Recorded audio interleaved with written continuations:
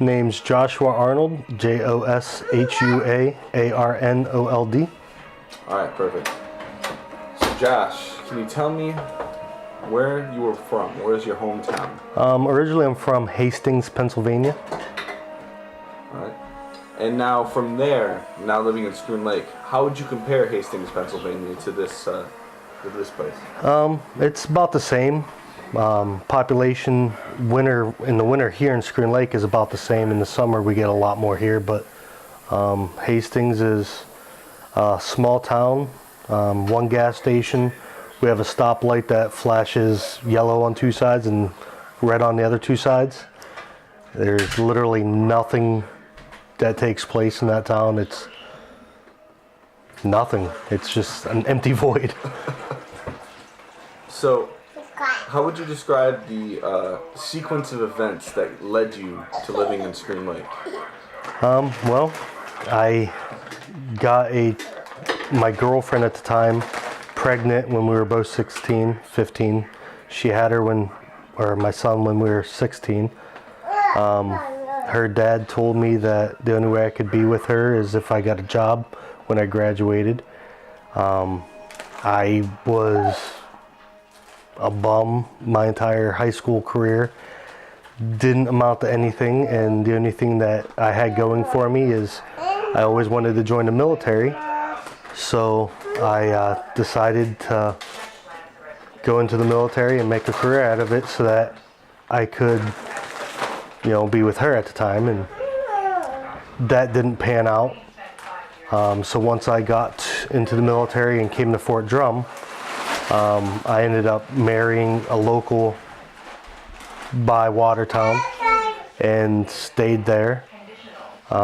We ended up not staying together and getting divorced.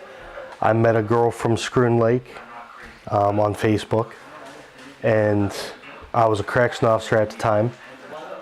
The jail that I was working at, Oneida Correction Facility, was closing down, and I had to pick somewhere else in the state to go. I didn't know anywhere else in the state, didn't know where to go. So talking to her, I found there was a prison an hour from Schroon Lake, Washington Correctional and Great Meadow. So I figured I'd put in for those two and transfer out here. I got Washington Correctional, so I transferred to there and I moved to Schroon Lake. Now going back to the military, what was the highest rank you achieved while you were in the Army? I got the E4 specialist. While overseas, I was in a leadership position, which was the E5, but I had to take classes to become an E5, and I didn't get the classes. So, for someone who doesn't understand the inner workings of the military ranking system, how would you describe your position? E4 is basically the fourth rank. You have private, PV2 and PV3, and then specialist. Basically the privates are just the underlings that you still have to take all the classes, do all the training. You don't know nothing. Specialist is the rank that you get when you went through all your classes, done all the training. There's nothing left for them to teach. There's always something to teach, but you've went through everything already. You still have to go through all the courses and stuff, but they don't come looking for you if you take a 15-minute break and go to your room and you're in there for 3 hours. They call it the sham shield because you fly under the radar and no one really checks on you anymore. So, did you get the opportunity to serve overseas? I was in Afghanistan. Now, what part of Afghanistan were you stationed in? We actually moved around a lot. When we first went over, August of '03, we landed in Bagram, actually, Air Force Base.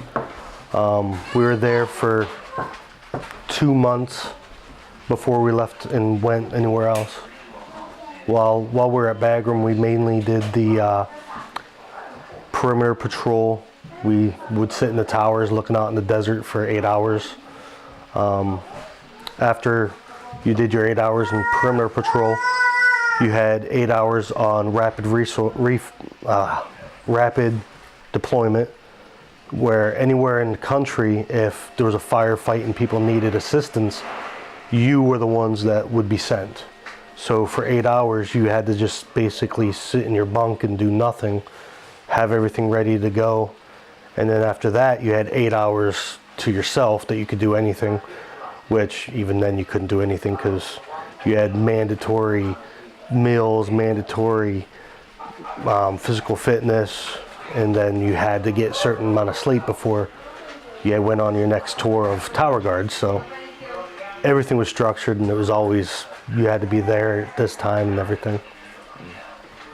So what do you think, from a civilian standpoint, is the most common misconception about the military? Most of them think that, you know, you're in the military, your job is to go out there and shoot people and run around killing the bad guys. But I mean, there's 212 jobs in the Army, and 10 of them are combat related. So the other 202 are, you know, people who do finances, people who, you know, take care of the fuel and pump gas for the people that are leaving in the vehicles, and, you know, your medics, construction. There's, you name a job that the civilian world has and the military has it. You know, there's somebody that is sitting in a building somewhere who does nothing but put mail into a mailbox, and that's their military job. They might touch a gun once a year. And so I would say the most misconception would be everyone in the military goes and shoots people. So now, how long has it been since you've been out of the military? I got out in 2005. And now this will mark just about 13 years since you've been out. What do you think has been the hardest part about the process of readjusting to a civilian life?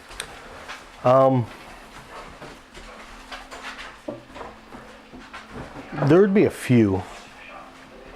Language, that is probably one of the biggest, because when you're in the military, it's not uncommon for, in a 7-word sentence, for 4 of them to be a swear word. Honestly, like the quote, "swear like a sailor," that's all the military. There is no barrier on language. And then once you get out and you're in a civilian world, people look at you like you're just rough, you're harsh, you're raw when you speak the way you did in the military. And it took a long time to adjust to proper language around unmilitary people. Other than that, it's, I would say, just a way of thinking. I mean, you're trained to think of every person, every scenario as dangerous. And you're always looking, you know, you walk into a room, and if something would happen, what would you do? Where would you go? Who would you protect? What weapons are possible in the room? You know, getting out of that mindset is, I mean, I've been out 13 years and I still do it. It's like, you know, when you're a baby and you're taught your ABCs, you never forget them. You use them for the rest of your life. In the military, you're trained you're trained to where your impulse reaction is aggressive, at least in my line of work. And it gets to the point where it's just like breathing. It's reflex, and that never goes away.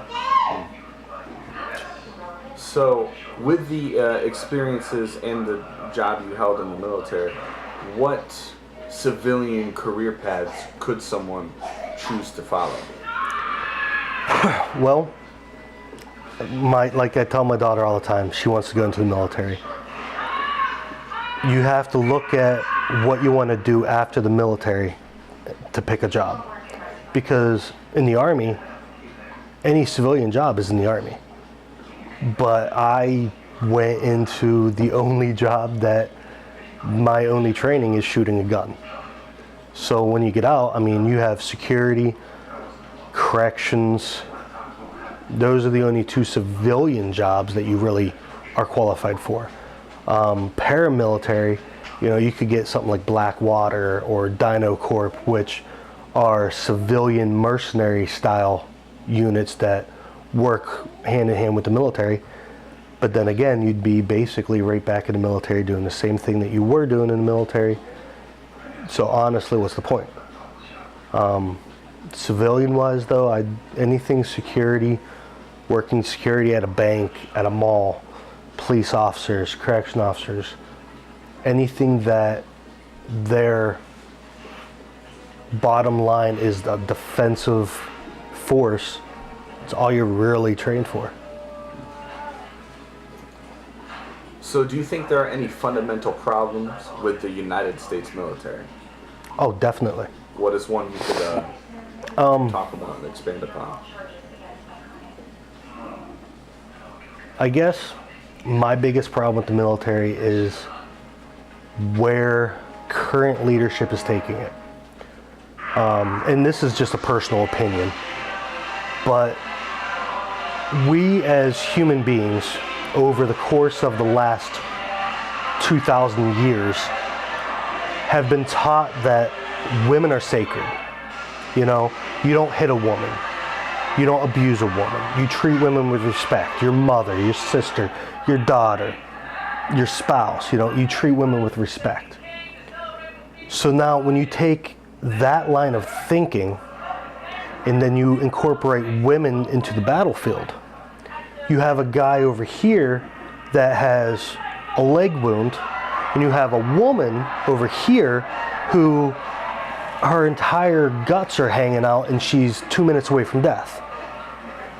Most men are going to try to save her just because, again, it's on our human nature to defend women, to help women. When this guy over here could have been saved and ends up dying because we put all of our focus on the one that couldn't be saved.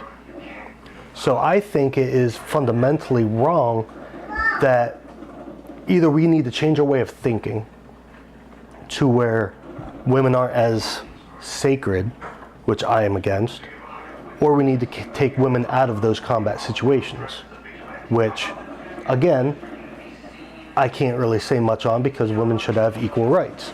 So it's one of those, you know, rock and a hard place. Which one do you go with? That's, I think, what the biggest problem the current military has.